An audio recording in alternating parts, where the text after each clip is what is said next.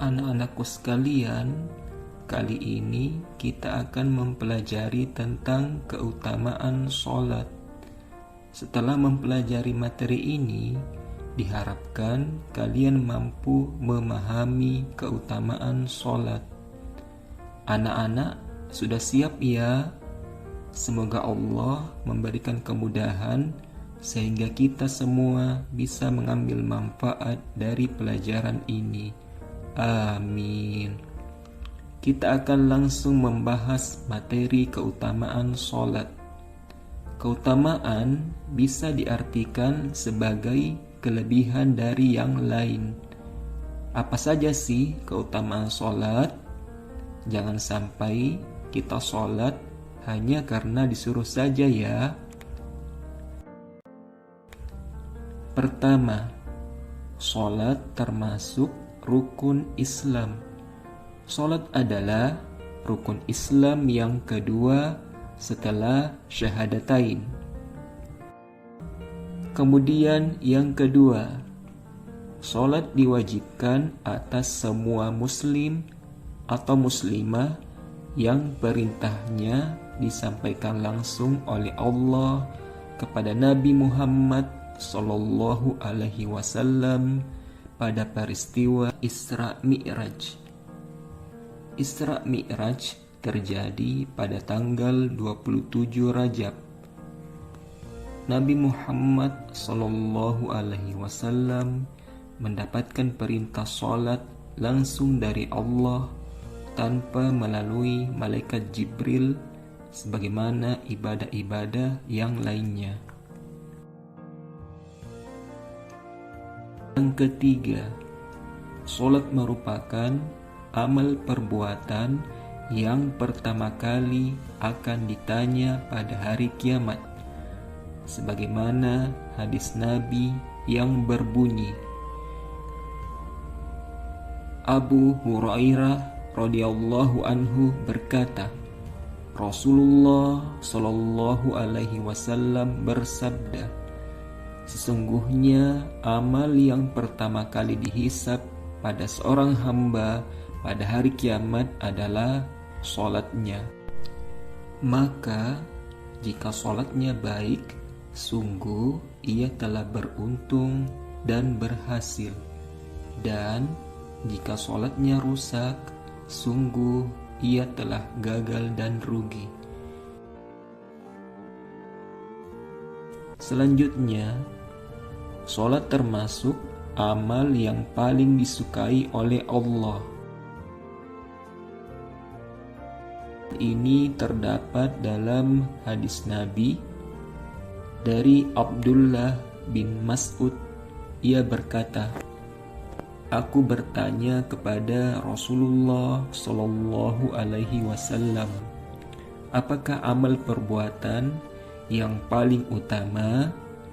Rasulullah Shallallahu Alaihi Wasallam menjawab, melaksanakan sholat pada waktunya. Kemudian aku bertanya, lalu apa lagi? Rasulullah Shallallahu Alaihi Wasallam menjawab, berbakti kepada kedua orang tua. Aku bertanya lagi, kemudian apa? Rasulullah Shallallahu Alaihi Wasallam menjawab, berjihad di jalan Allah. Hadis riwayat Bukhari dan Muslim.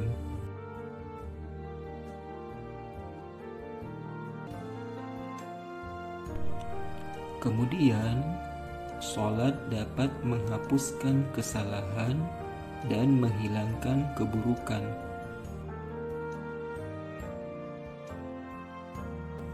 Diceritakan dari sahabat Abu Hurairah radhiyallahu anhu bahwa Nabi Shallallahu Alaihi Wasallam bersabda, bagaimana pendapat kalian seandainya ada sungai di depan pintu rumah salah seorang dari kalian, lalu dia mandi 5 kali setiap hari? Apakah kalian menganggap masih ada kotoran yang tersisa padanya? Para sahabat menjawab, tidak akan ada yang tersisa sedikit pun kotoran padanya. Lalu beliau bersabda, seperti itu pula dengan sholat 5 waktu. Dengannya Allah akan menghapus semua kesalahan. Hadis riwayat Bukhari dan Muslim. Berikutnya, sholat dapat mencegah dari perbuatan keji dan mungkar.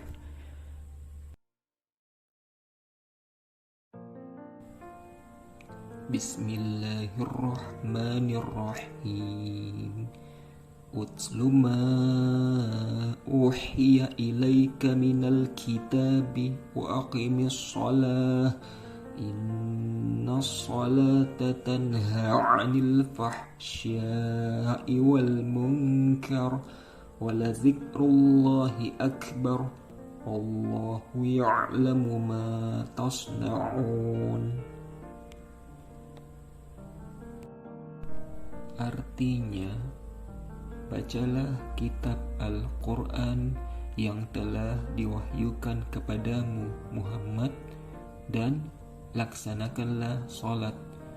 Sesungguhnya sholat itu mencegah dari perbuatan keji dan mungkar. Dan ketahuilah, mengingat Allah melalui sholat itu lebih besar keutamaannya. Namun yang menjadi pertanyaan, mengapa banyak orang yang sudah melakukan sholat tapi tetap melakukan perbuatan keji dan mungkar? Sebab sholat yang dilaksanakan hanya sekedar gerakan. Makna sholat belum dipahami secara tepat. Keutamaan selanjutnya, yakni orang yang khusyuk sholatnya akan mewarisi surga Firdaus sebagaimana tercantum dalam Al-Quran surah Al-Mu'minun ayat 9-11. Bismillahirrahmanirrahim. Walladzina hum ala salawatihim yuhafizun ulaika humul warithun alladzina yarithuna al-firdaus hum fiha khalidun. Artinya, serta orang yang memelihara sholatnya, mereka itulah orang yang akan mewarisi, yakni yang akan mewarisi surga Firdaus. Mereka kekal di dalamnya. Berikutnya, sholat sebagai sarana untuk mendapat pertolongan Allah, sebagaimana disampaikan Allah dalam firman-Nya surat Al-Baqarah ayat 153.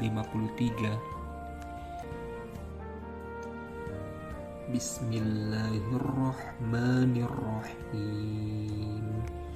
Ya ayyuhalladzina amanu ista'inu bis-sabri was-salah innallaha ma'as-sabirin.